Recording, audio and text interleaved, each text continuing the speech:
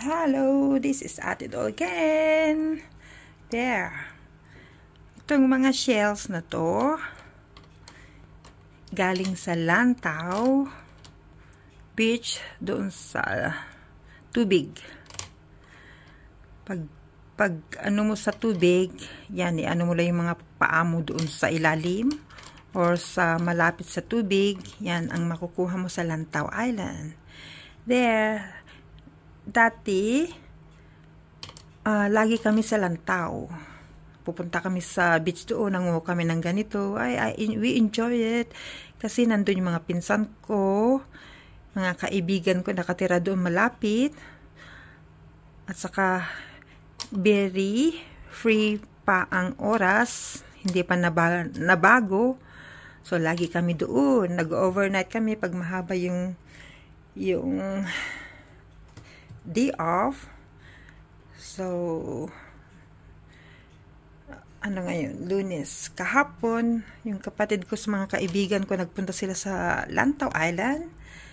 Kasi nag-imbita si Tita Vicky doon. Dahil may birthday niya. And then, nanguha sila ng mga shells. Kinuhanan ako ng kapatid ko, Pero nung ibinabad ko ng tubig, na nalagyan ko ng asin kasi yun ang ginagawa ko dati, lumalabas yung dila nila. Pero nung ganito siya, hindi siguro patay na sila. Oh, you heard Mr. Ling's sound. There. Kaya kailangan buksan ko ito. Need to continue kasi maingay si Mr. Ling. There. There, since na hindi siya bumuka, kasi lulutuin ko mamaya. Binuksan ko siya, Kailangan buksan ko, hugasan yung, kasi may yung buhangin niya. Nasa loob. Kung hindi magandang kainin pag may buhangin sa loob pag naluto na siya. At least habang buhay pa, pwedeng linisin yung buhangin. There. I miss this thing. There. Doon sa bandang Lantaw, pero akyat ka sa bundok mga 1 oras malapit sa prison, kung samban, basta 1 oras na mahigit sa bundok kada daan. Paghami mo lang yung buhangin, wow, you can see a lot of shells, yung maliliit pero masasarap. Kahit na maliit siya, siya sa loob, malaman. There. Kaya igisa ko ito, lagyan ko ng gulay at saka yung Chinese noodle. Wala na yata. Nasaan na yung Chinese noodle ko? Lagyan ko ng konti. Kasi gusto ni Miss Celine. Nasaan yung Chinese noodle ko? Wala na yata. Meron siya kahit isa lang. Lagyan ko kahit isa kasi Miss Celine likes it. Yung dapat may sabaw siya, lagyan ng ganito. Masarap yan pulutan. Gusto ko sana yung dry, yung may sili, may sibuyas, luya. Pero gusto ni Miss Ling medyo may sabaw. So I'm gonna make this shell. Itong gulay yung Indian vegetable ito. May lasa siya na masarap. Ito. Kasi hindi na ako pumunta ng palengke, sa welcome shop na ako bumili. Kaya okay na yan. Basta may laso na, pwede na yan. Laso na. You slice, small slices. Saka ginger, kahit 4 na slices. There. Ito ilagay ko to. Kahit isa, basta kumpleto yung may saho, may siya. Tapos yung sili. Masarap. Sarap pulutan. Pero hindi ako bumili ng inumin namin ni Mr. Ling kasi masarap pag may wine or red wine. May red wine dyan, pero ayaw kong bubuksan yung isa kay Kuya Bal. Isa sa akin na malaki, yung maliit ininom namin. Kaya lutuin ko mamaya. Linisin ko muna ito. Ibuka ko siya 1 by 1. See, look, malinis na siya, 'di ba? Kasi may buhangin kasi sa loob pag hindi mo linisin. At least ito, pag nakabuka na, madali na lang iluto. There. Kailangan linisin kasi may buhangin. Kagabi lang, kahapon lang kinuha ng hapon.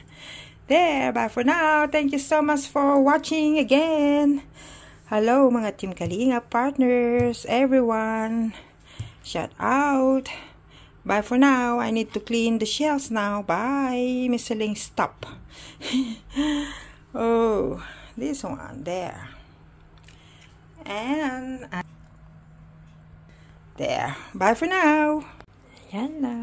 It's ready to cook, but later. Ayaw ni Miss Ling kumain ng maaga kasi late na siyang kumain ng lunch. So, we have plenty of time. At least, siguro mga 9 o'clock pwede na kaming kumain. Yan yung noodle nakababad sa mainit na tubig. Vermicelli noodle. Yan yung gulay. Yan yung buhangin ng shell. See?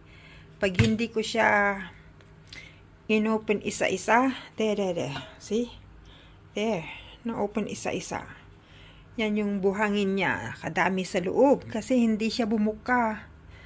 Siguro, hindi nilagyan ng kunting tubig nung nasa bag siya. Kasi nilagay sa bag na walang butas. So, hindi na sila bumuka. Pero buhay na buhay naman. There, very fresh naman ang laman. At least, lutuin ko na kaysa mag-antay ako ng ganglinggo. Patay na sila lahat. Mabaho na. Yan. Yan na yung laman niya. O, malinis na. Ilang beses kong hinugasan. Tapos, nilagyan ko ng asin. Then, hugas ulit. There. So, yan yung buhangin yan. Dami, oh. Pag hindi ko binuksan yan, hindi puros buhangin yun. Hindi mo na maulam. Yan. Yung laman. There.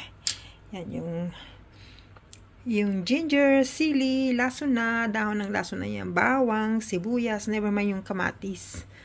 Kasi marami na siyang ingredients. There. Yan. Mamaya, gisa ko yan. Tapos, yan. Susunod. Lagyan ko yung noodle. Yan, malambot na siya. Ibinabad ko sa hot water. There. Para madali lang. Yan. Mamaya, lagyan ko siya ng nor. Saka paminta. There. Maybe kunting patis. Or maybe sesame oil para may oil siya. There. I can cook later. Not now. Busog pa kami. Bye for now. Yan. I-edit ko na lang mamaya. Yan.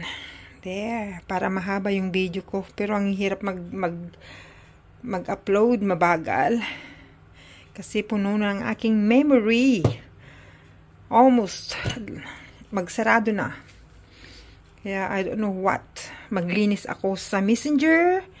Maglinis ako doon sa camera. Kasi may mga extra download din ako dahil sa hospital. Need yun. Kailangan ng Hago. So, additional download. There. That's the shell. Later ulit. Bye for now.